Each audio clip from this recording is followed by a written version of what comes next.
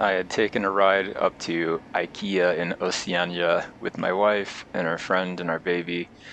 I told my wife I wanted to go and take some pictures in Tepito, and that was just the first of the many disappointed or scoffing kind of reactions that people had to my idea, which continues to this day when I tell people, like, hey, I went to Tepito. They're like, no, you shouldn't go there. I've had an easier time trying to find my way out of a casino. This place was like a maze. There it is.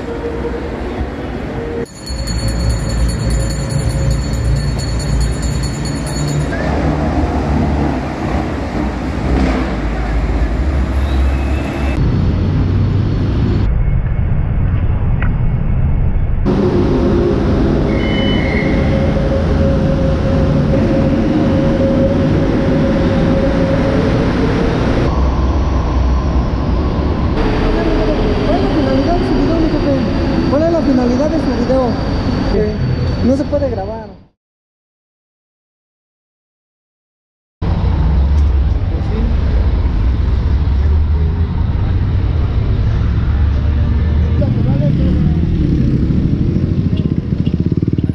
My wife told me that if I don't like crowds, that I wouldn't like Tepito. On the andene, on the platform, the police officer told me that I had to stop filming. And I always wonder, I get told to stop, fairly often. Like, no, you can't do that here. There's this perception that the reason that the trains have fatality accidents every so often is because of saboteurs, like terrorism. Most people really believe that it is just a lack of maintenance, but that didn't stop them from putting the National Guard on all of the train lines to protect it for a while. Which I think is funny because I definitely filmed and took pictures when the National Guard were there. They never stopped me. Like, they were there to stop the saboteurs and they never stopped me.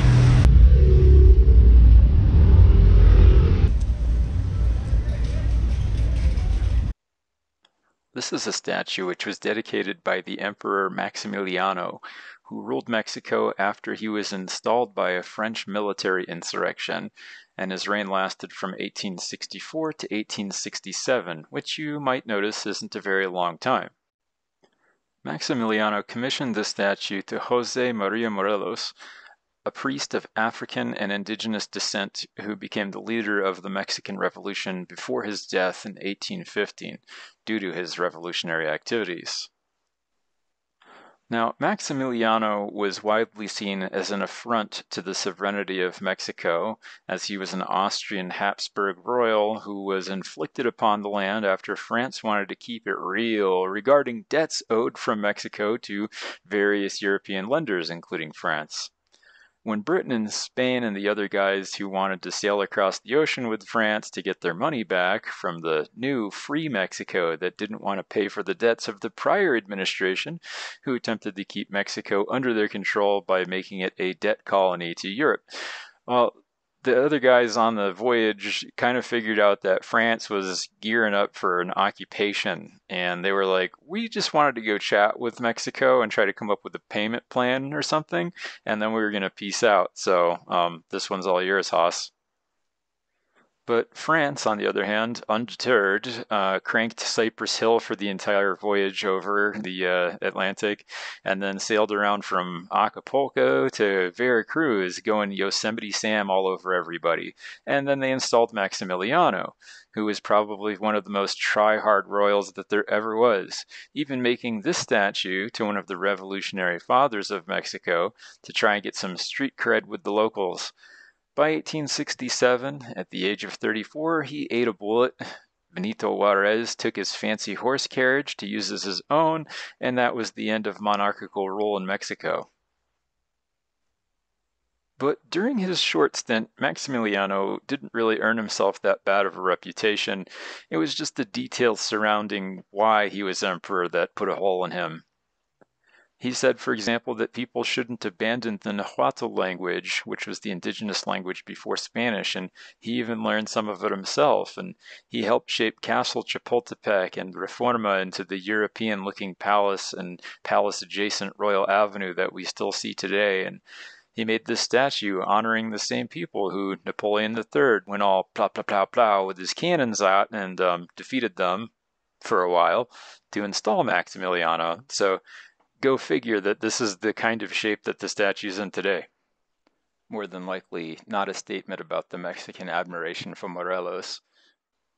But perhaps this statue's only as important as the man that had it commissioned.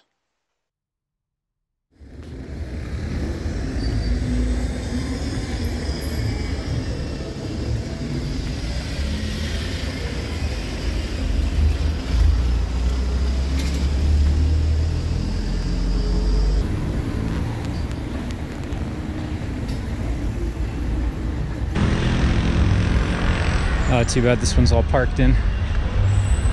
Cut off some of the details.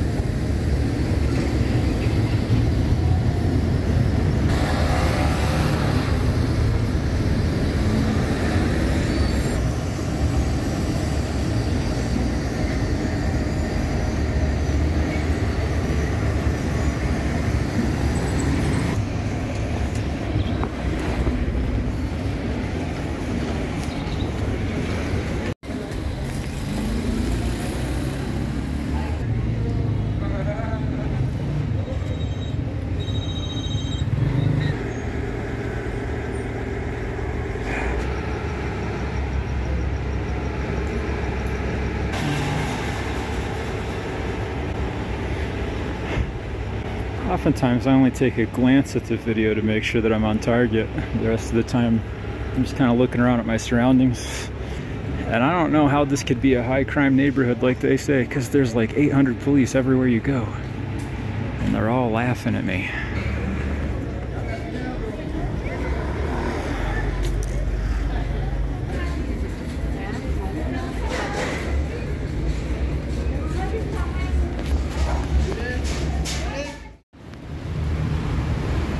The style of the building that I'm looking for, and that I believe that I found, but I walked past it, is called vecinidades, because your neighbors are, like, there's another building next to you that you could just reach out and touch the next porch, and they're covered in these like cages. And there's one particular building called El Hormiguero, which I think is behind that building, I think. But as I was walking past the opening to what I believe is the one that I wanted to photograph, I could hear somebody kind of make a comment about Hormiguero.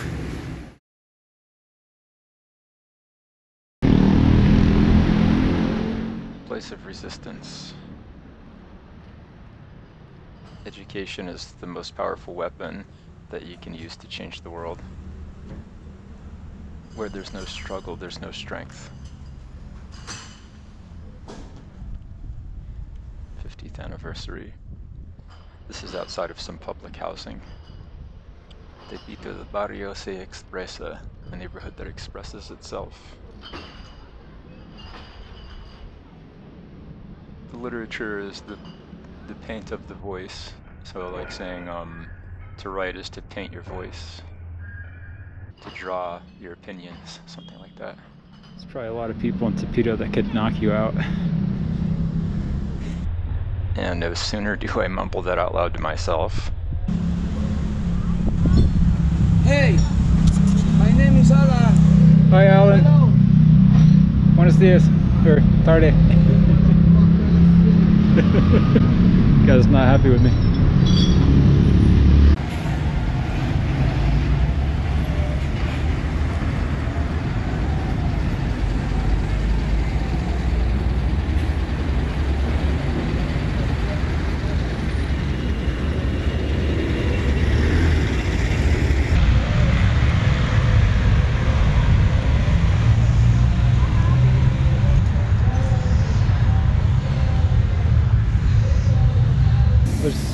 Thinking to myself how funny it is that I try to I sometimes get intimidated about getting a certain picture because I'm afraid that it's too local of a place and I stand out and it'll be confrontational. But then like with that guy back there, I don't even feel anything, but it's just like sometimes I have more worry than there is actual reason. Despite the fact that Tepito really isn't that large of a neighborhood, I had a lot of difficulty trying to determine which building was El Hormiguero. I think that people didn't want to necessarily advertise to the world where it is. If you could find it very quickly, good for you, but I was online for a couple of hours looking at pictures, and then when I went to where I was pretty sure the location was, it wasn't right. And so I took a picture of a different Vecindades building thinking that it might have been the one that I was looking for, but it wasn't. So I was thinking, how did they get that picture? Were they up in one of those balconies? Maybe this is an unachievable dream.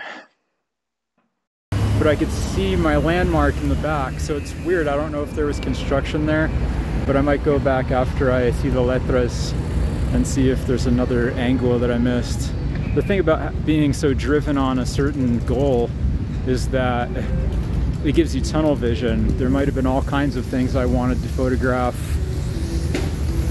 Yeah, like there's a photo right there. I'm gonna go get it.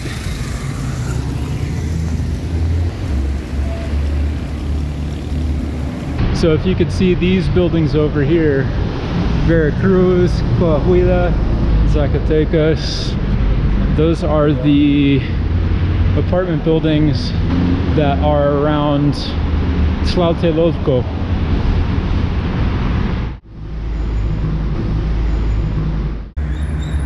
Lucha wrestlers, a famous boxer, perhaps more than one, I can't even recall.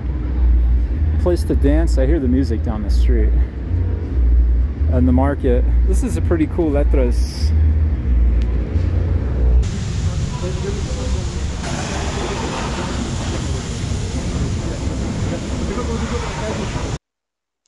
After taking a picture of a cool mural that turned out to be a commercial for some show on HBO Max, I started to get a little bit bummed out in Tepito. I thought about the Hormiguero-esque building that I'd walk by. It had the symmetry, it had the cages, it had the motorcycles parked in the alleyway. It was almost everything that I dreamed of, but it wasn't quite it. Then I walked past another scene which was a little bit similar, one of these kinds of buildings that split down the middle of the Vecindades.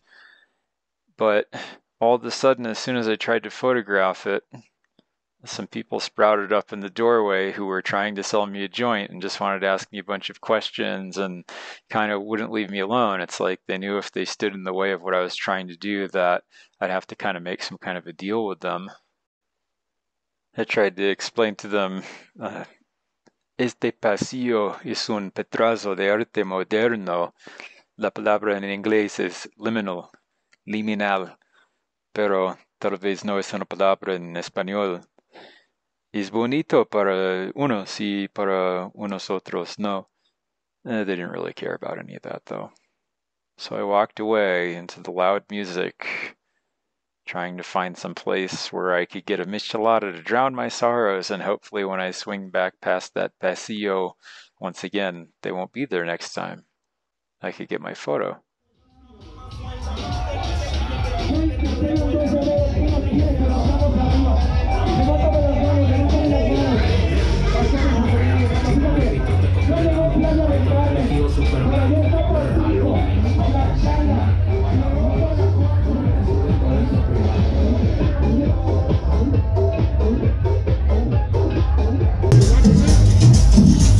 Yeah, you got micheladas? Yeah, I have micheladas. Come on. What kind? Oh, what kind do you have? The man who I'm mostly hiding over here on the right side of my table followed me all the way to my micheladas before the owner said something that made him leave me alone, and he no longer tried to sell me his mysterious single rolled cigarette that he had in his hand. Is this it? Is this time to drink beers? Did we give up today? We're not going to find El Hormiguero. We're just going to go to the most touristy part of the place and just hang out. watch out for that Botanera Classica. It's so hot. No, it's not. I could drink this stuff right out of the bottle. Is this it? Am I just done? Now I'm just gonna sit here and drink micheladas inside of a bar. I'm not trying to find El Hormiguero. I like dark micheladas. I like a Cubana. Yes, you could put everything in it. When I said Cubana, there was a list of things. So put them all in there. I was in a bad mood, so I sat into my phone and tried to figure out where I went wrong. I've been in and out of the neighborhood on at least 3 sides of it looking for things to shoot. Why didn't I run into El Hormiguero? Why is it such a secret? It's the top photograph for Tepito on Google Maps. And then I figured out where it was.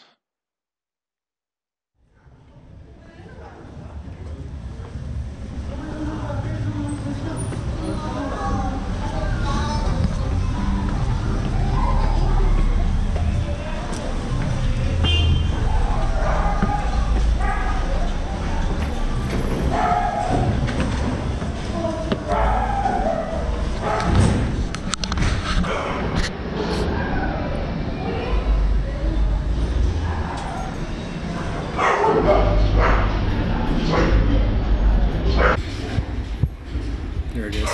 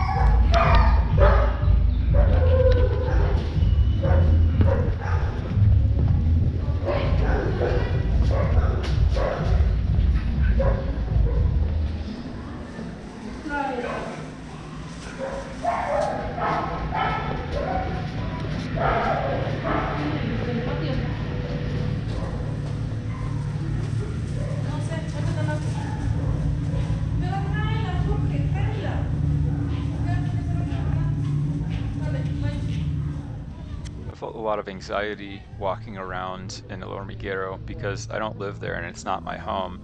They say that every photo that you take has some form of exploitation built into it, but I think that this is a little bit more exploitative than normal. The anxiety of taking exploitative photos really takes a backseat to the anxiety of the half a pool cue which was on top of the power meters closest to the exit. In the style of the Bronx for sure, the "hey, get out of here" bat was right where it belonged, I suppose. If you take a lesson away from this that this place has a rough edge, just keep in mind I haven't succeeded in doing anything that hasn't already been done before. There is a rough edge to Tepito, it is its reputation. If what you take away from my experience here is that I walked away unscathed, just keep in mind, it only takes one person to ruin your day, and half a pool cue is just as much as you need to do the job.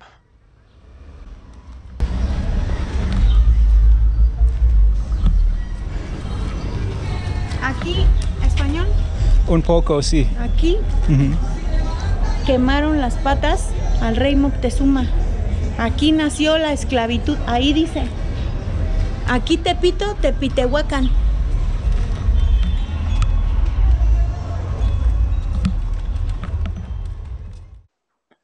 It's always a good idea to check out the local church, iglesia, catedral, parroquia, because a lot of times they are built in honor of an event. This particular plaque is saying that this is where the slavery of Cuahtemoc began. Now, Cuahtemoc is spelled different ways. In this case, it's more like Cuahtemotzin, and that could be different ways of saying the name when you refer to him as different, either as a person or as a person that held a position.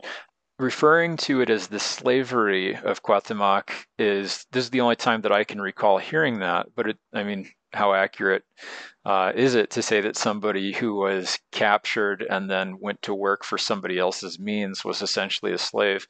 When Hernan Cortes found Cuahtemoc after about a 90-day siege and the loss of the indigenous side in the Battle of Tlatelolco, Cortes was asked by Cuahtemoc, will you just kill me? Will you just put your blade inside of me? And Cortes said, no, we're Spanish and we have honor, and we don't do that to somebody who we shared a battlefield together for 3 months. And so there was this real magnanimous sort of facade in which Cortes wanted to convince him, you're a leader of your people, and I'm not seeking to be the leader of your people. They should be self-governed, and you should still govern them. But clearly, Cuahtemoc, he was under the control of the conquistadors, who would conquer a people just to give everything back to them. In fact, the way that Cortes is more famous than those kind of empty words he spoke to keep this man alive, to work towards his own end, was when he lit a fire underneath his feet and tortured him, trying to figure out why there wasn't so much gold when he took over Tenochtitlan, which is probably what Cortes will always be remembered for, no matter what he tried to be remembered for. That one kind of stands out, the pure depraved greed and going back on the idea that they had honorably shared this battlefield together. So I think that either it did happen here, as the plaque says, or it was fairly nearby and this was a good site to build a church on, which is, I think, probably more accurate. Eventually, Cuahtemoc was suspected of planning to murder Cortes, which nobody believed but himself, and he had him hung. Before his hanging, Cuahtemoc said, I asked you for an honorable death. And now, all these years later, this is the end. As a contrast, no fire was burned underneath the feet of Maximiliano Habsburgo for French gold or Austrian gold. They just sent him home in a box. But let's get back to my cheery new friends and not think about all this carnage. Texas. Originalmente de Pennsylvania, pero por 12 años en Texas. Pero yo vivo aquí. Houston? No, Austin. Austin? Austin, el capital. Yes. Pero yo vivo en la Ciudad de México hace 2 años. ¿Y live in Tepito? You No. like it? No, Xochimilco. Sí. Es el barrio de mis suegros. Sí. Mi esposa es de Xochimilco. Xochimilco, beautiful flowers. Oh, sí, muy bien. Y los trajineras. Sí. Oh. Yes. Pero el otro edificio. After chatting for a little bit, they gave me a phone number of a local artist I might want to interview, and they said, let's go and take a look at another building in this area that you might like. Edificio, el Hormiguero. ¿Es viejo? No, no es viejo. Es más viejo donde vamos a ir ahorita. ¿Qué de cara? 60. No, 80. 15 años. 15 años. Okay. Y Tepito es famoso para boxeos y arte. ¿Quién es el boxeo más famoso? La China. Ahorita, pero ¿cómo se llama el que está ahí en el Deportivo Morelos. Y también hay peleadores de lucha libre Sí. de aquí. Sí. En el Madero. Domingos lucha familiar. Todos ven la lucha. Adiós, guapas. Ah, Calle. Street. Jesús Carranza. oh, Jesús Carranza. Okay. Ay, Carranza. ¿Y tienen un plan por domingo o sábado o es cualquier tu vez? Martes es bueno, El artes. Luchas domingos. es que Sí, pero también hay ayuno. Chela, ella. Yo tenía un chela antes de hormiguero. Ah. ¿Miedo? ¿Ah? ¿Miedo? ¿Tenía Un poco, miedo? No. sí, porque yo tengo ansiedad todo el tiempo, pero cuando afuera de mi casa un poco más, cuando hablando con otras personas un poco más, pero cuando yo puedo entrar en un apartamento, yo no vivo adentro, un poco más. No, people bad, pero nosotros good, buenas. Sí, Ella good. hay paz adentro, hay paz.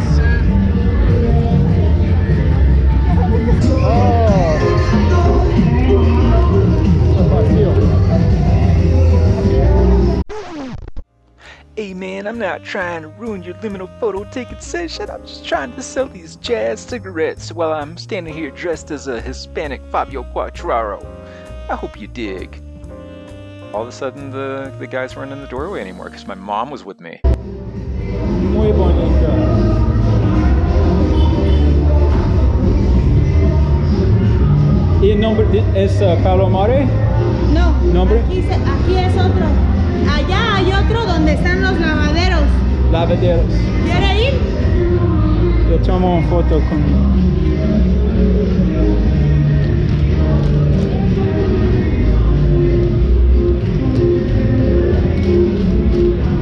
Gracias.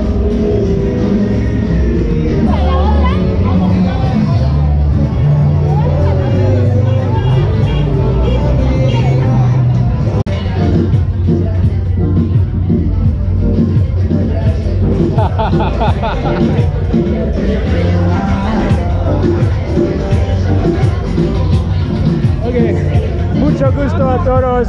Tiempo para la iglesia.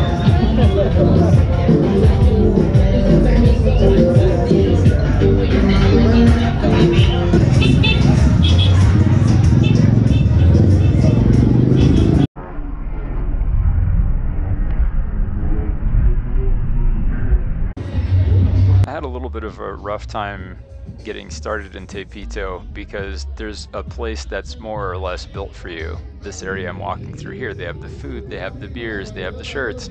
Everybody wants you to come there and spend some money. But before that, I was searching through neighborhoods trying to find a housing complex that some people were giving me some rude comments or just staring at me or calling me a MF or it went different ways until it went good ways. But as you see, once I got to the church and near the beer kegs, all of a sudden everybody was in a great mood and I kind of got adopted and had tour guides and they didn't want anything from me. They just wanted to chat with me and ask me a couple questions and answer a few of mine. So I liked Tepito. I went there after I already had lived in Mexico for 2 years and speak some Spanish. Individual results may vary. Proceed with caution. But I hope you enjoyed my video.